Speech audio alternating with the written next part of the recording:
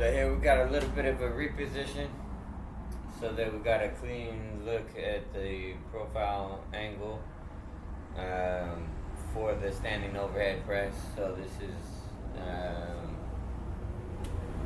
clip number 2, same day. So Thursday we roll standing overhead press generally as the main focus movement for clinics or exercise movement. So Tucker method is based on method of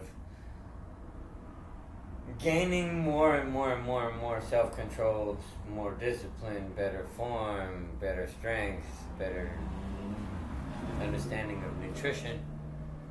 Ultimately, it's just about controlling you and understanding that the pressures of our society don't always match what is best for us, and what numbers work for other people really aren't necessarily what's best for us. So Tucker method is about exploring that from a neuromuscular perspective, from a nutritional perspective, and just figuring out what is best for you. So in that sense, everything is custom for you. Okay? And that should be the case. We have general rules of engagement that give us the structure and outline for a decision-making matrix that allows you to make the right decisions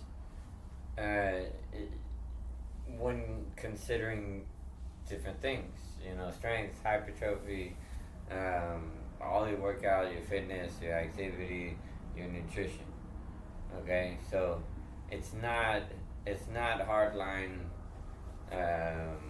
numbers per se, because in our experience, a lot of the formulas that are given to you as the basic guidelines are way off. You're actually, most people, especially in the United States, are probably just eating way too much food. And for somebody to say, okay, well, that's not healthy for you to eat less than that. Well, guess what? If you're trying to lose weight and you're eating so much that you're gaining weight, that's not healthy. So wherever that number is for you, that's specific to you. Okay? We don't look at that necessarily. We are looking at those numbers, but really with regard to saying at this marker, this response happens in the body. We gain weight, we lose weight, we don't change. We have greater fluctuations throughout the day.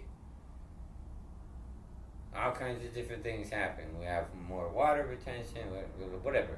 Okay, so we look at specific levels in your nutrition and your workouts and measure the observable outcomes. If you're not doing that, you just don't know. So if you're not tracking nutrition, if you're not tracking your loads and reps and sets and all that kind of stuff, you just don't know.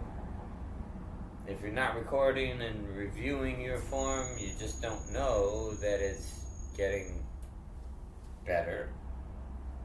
Maybe it's just getting shittier and falling apart because you're trying to push up the weight at the sacrifice of having good form, which then sacrifices good training, good stimulus to the muscle, and ultimately damages joints and connective tissue. So, better to train well. Okay, so just like your body doesn't care what number that calorie is, it just depends on that's the level for that to make an influence of your body. Same thing with the weights. Your body doesn't give a shit how much weight is on the bar. It cares whether or not it's difficult. Okay, so whether you train heavy and lift hard, if you train lightweight with like 1,000 reps, it probably doesn't matter. What matters is that you get to a point of struggle and near failure.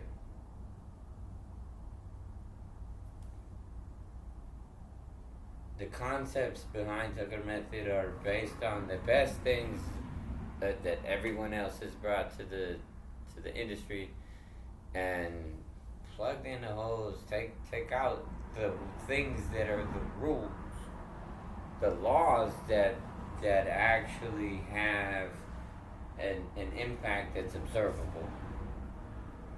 Okay, so okay, we're getting into the standing overhead press. Enough of my ramblings.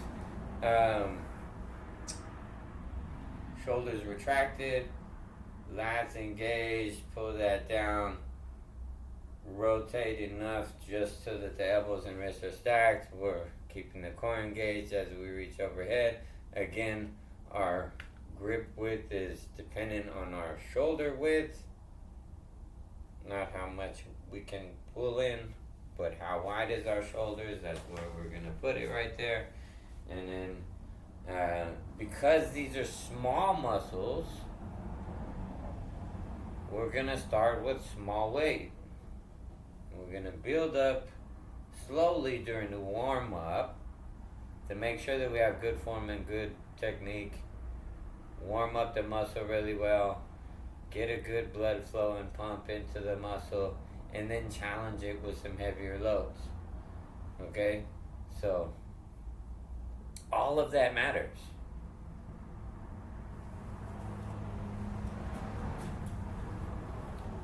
Man. I need some water behind that.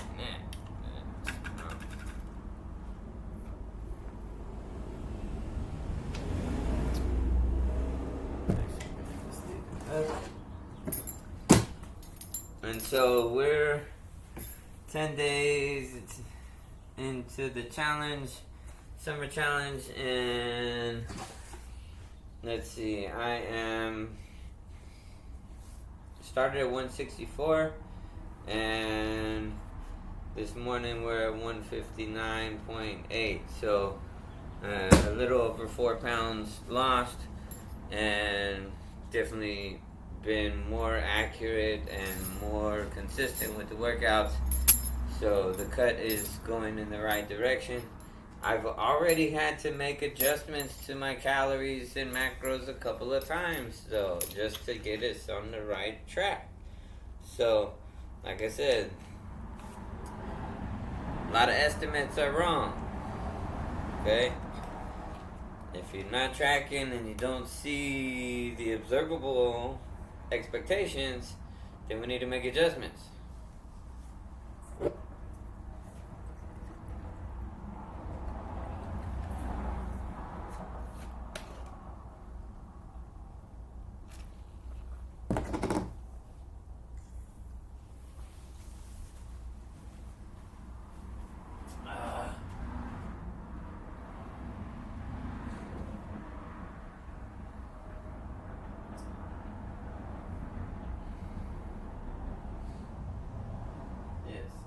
There is a person in my gym.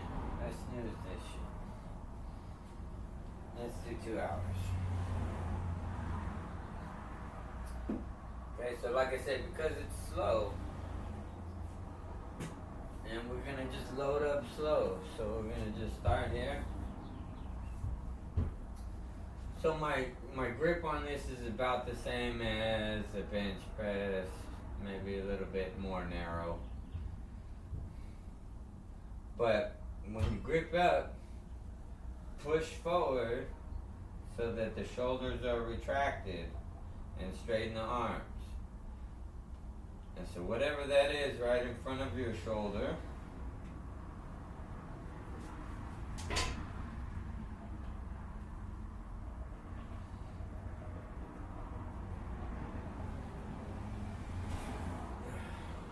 okay, so right in front of the shoulder is where we're going to be. And so when we come in at the bottom of this, you're almost going to feel like you're resting your humerus on your rib cage and pushing up from here into full extension and then back. So again, we want to be careful not to protract the shoulder too much. we want to keep the shoulders back and then rotate to get the elbow underneath and keep it stacked. So pull here. So if we're a little wider, we're gonna need a little bit of a wider grip. You don't want to be smashed in that frontal plane.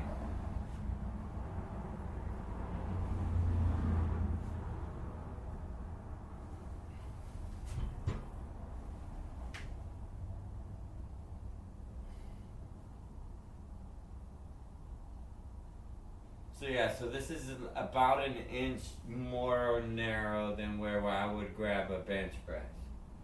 Okay? But we have the same amount of turnout here, and then rotating in, this is gonna support the wrist.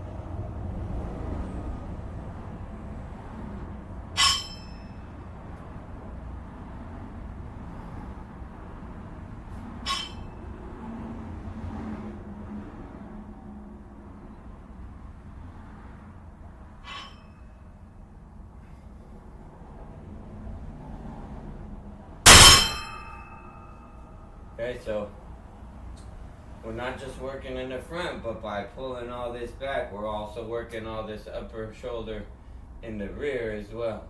So all the traps, mid and upper traps are getting a hell of a workout, not just anterior deltoid and shoulder, triceps, also upper traps, supraspinatus, right, which is up to here. Traps take over when we lift the shoulders. Okay, triceps finish the move. All of this is working hard. Okay, so again, we're gonna go up really small increments here. So initially we're just gonna go up by 5 pounds, so 2.5 plate on each side. Get some higher repetitions in, really get the blood flowing into the muscle, and then we'll throw some heavier plates on once we've gotten quite a few sets in. So a good nice lengthy warm up can be, as many as 10 sets, maybe more. So just depends on where you're at on your journey.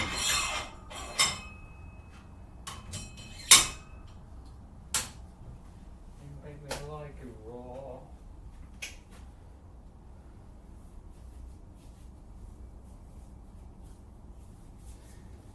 And everybody likes a little something different for their workout music, so do what you like.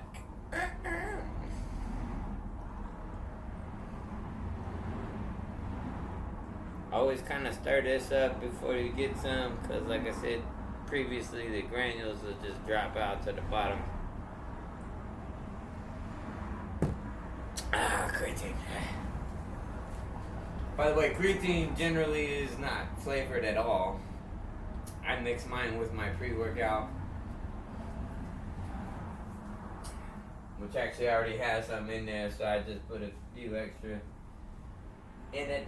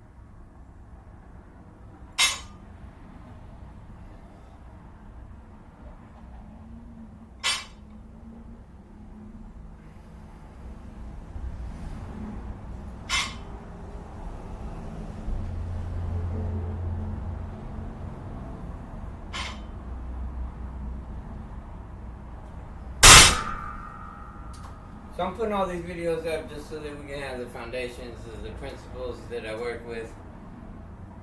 People can watch my transformation here, so I'm hoping to be kind of over and done with the rehab stuff, and now actually be able to kind of push some kind of progress for me physically at 47 years old. So, big deal, as we age, to be able to still be able to do stuff. Not just be able to do stuff, but to actually make progress in your health is a big deal as we move forward in our age.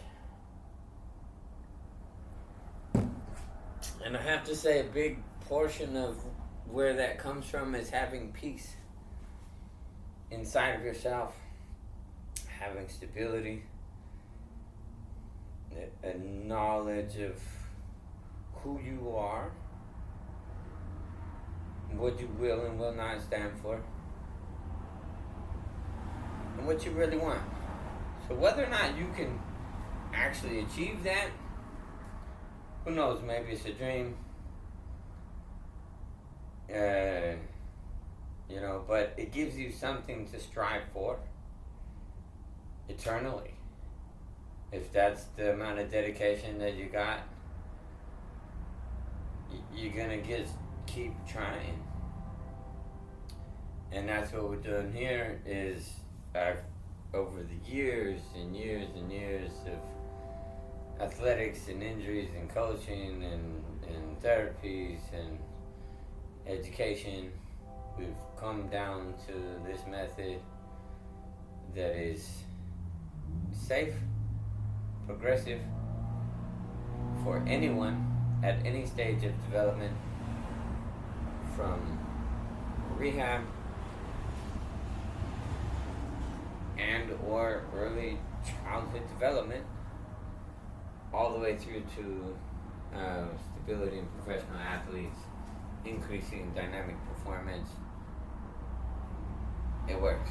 So I, being a physique and bodybuilding coach, tend to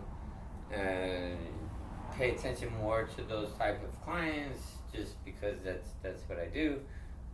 But believe me, I have experience and knowledge. Everything from football, soccer, American football, and soccer or football globally, and all the fighting, martial arts, MMA, USAW certified wrestling coach. We're a barbell rehab certified method here. Physique and bodybuilding coach, certified sports nutrition, neuromuscular therapist, neuromuscular stretch coaches, right? Postpartum, like all kinds of different specializations. So we want to make sure that you're covered. When you come, we are a team. We are a community. We are family. So we're committed to this path with you, and understand that we're on this path too. We're all human beings, and we all try and get it done, and we all have our struggles. So we're here to help each other understand. So understand, when we're having criticisms, it's not to be harsh. It's to help. And if that's what we can do always, to just help, that's what we're here for. Help you. Okay? And help me. If maybe you have a different understanding of something, let's discuss it. Maybe we can come to a mutual understanding based on our own perspectives of education and research and experiential knowledge, and just kind of see where it comes down. There's some fundamental people and coaches that have been in my world, maybe not necessarily one-on-one, but through studying their method, reading their books, I've been able to actually rehab myself out of places where traditional rehab methods have failed horribly. So Hopefully I can transfer some of that knowledge onto you through my experience and my education, and continue to just help you grow more and more and more. Okay? So let's keep moving. So we're gonna go up by 5 again. And so here we work on controlling the range of motion early, because usually people that are injured or have movement pattern compensations, unless we do some previous activation and movement work, when it gets difficult, instead of holding true to your form, we compensate. Okay? So in that respect, it's always good to make sure that you're nice and warm. For someone who's uninjured and conditioned really well, we don't have to tend to think about it so much, but being mindful of your body position always. Be mindful of what muscles we're using. Be mindful of where you're at in your head, your blood pressure, your heart rate, everything. Kind of just listen to your body. Listen to your body. Sometimes we got to put it on paper so that your mind can sync with your body. But it's all about listening to your body, being healthy. If we cut out a bunch of food and then we start to go back to like having cheat meals and days, your body says, man, what are you doing to me, man? Like, this is a roller coaster. I don't really feel well. And I just got this out of my system. You're putting it back in, right? So your body really doesn't appreciate the yo-yos and the roller coaster rides. It likes consistency and boring, actually, right? It's your brain and your palate in society that doesn't like that, right? So don't be brainwashed. It's easy to do and it's easy to happen, and all the stuff in our face all the time is just really difficult, really difficult. I know, it's hard. But nobody said it would be easy. If it was easy, everybody would fucking do it. You gotta want it. And I want it. I know what I want. Do you?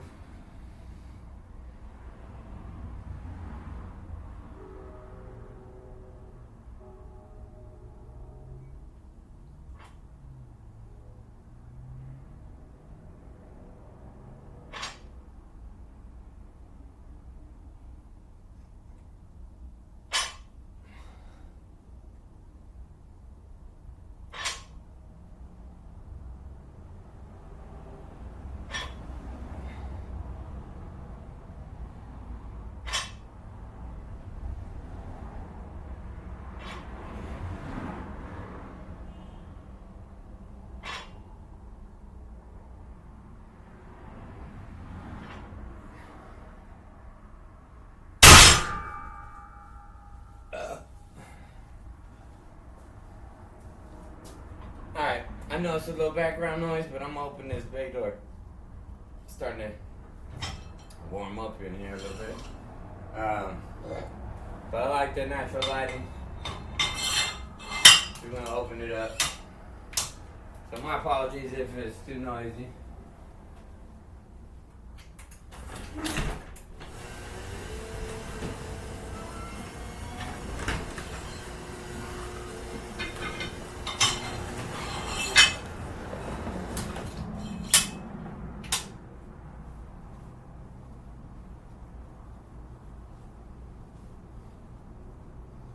Anytime that we move a big load, something that's heavy and challenges our stability, our core has to engage, our abdominal muscles have to engage to brace the spine. So avoiding that heavy lift or that challenge is really not the answer. The answer is getting behind, slowing things down, and having greater control over your posture and your range of motion.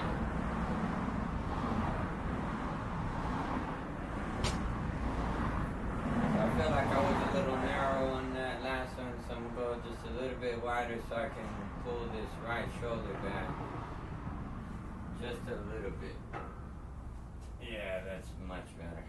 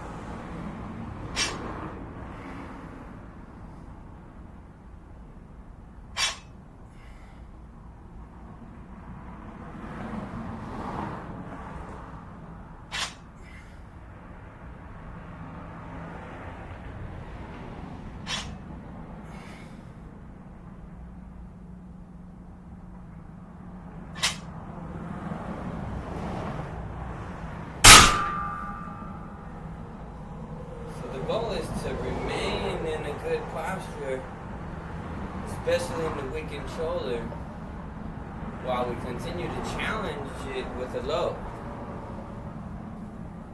The key is to not jerk or move into any kind of pre-programmed compensations, but to mentally stay strong over a deviant joint. Over time, that becomes more encapsulated and strong, and we'll have less play. Only the play that we allow and the flexibility that we control. Bring them together, and mobility, flexibility, and strength is mobility.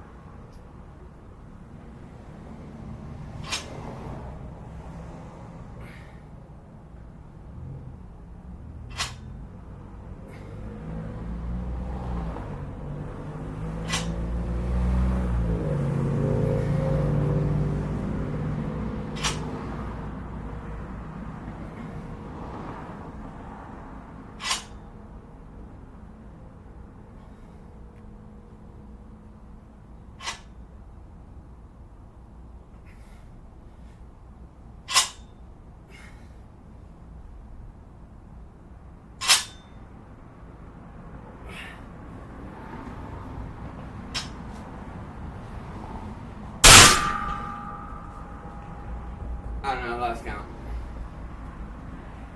Whatever. So mentally focusing sometimes on turning one side in versus the other side out to gain that symmetry can be difficult. But we got to understand where our habits are and fight against that notion.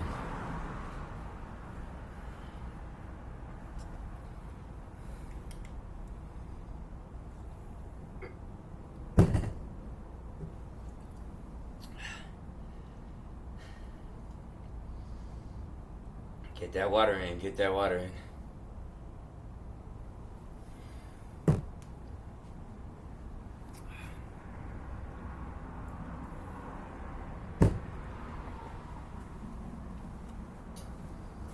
Now remember, small muscles, small weights, more reps.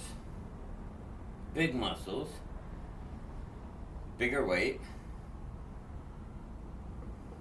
Either way, you're going to the point where there's stimulus in the muscle and you can feel it. If you can't feel it, then you're fucking up. You gotta be able to actually feel that the muscle is being used and stimulated, the target muscle is being used and stimulated.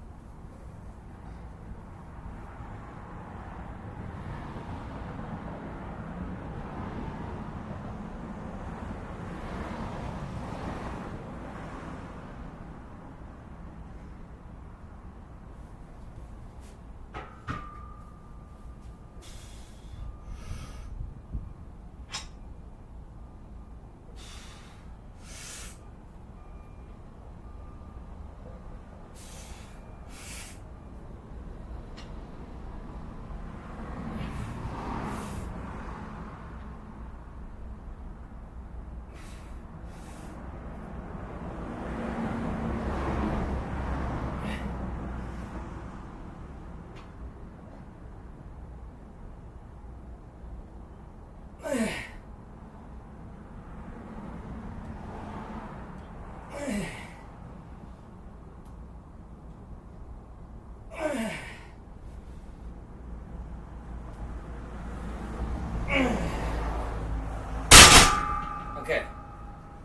So right in there came the compensation. So it became a little bit difficult over the range. About rep 6 or 7, started noticing this compensation. So a little bit of discomfort in the left shoulder was from actually over rotating this way. This side rotates this way, so we got this way. So then the compensation to balance out is actually to rotate the other way. So like I said,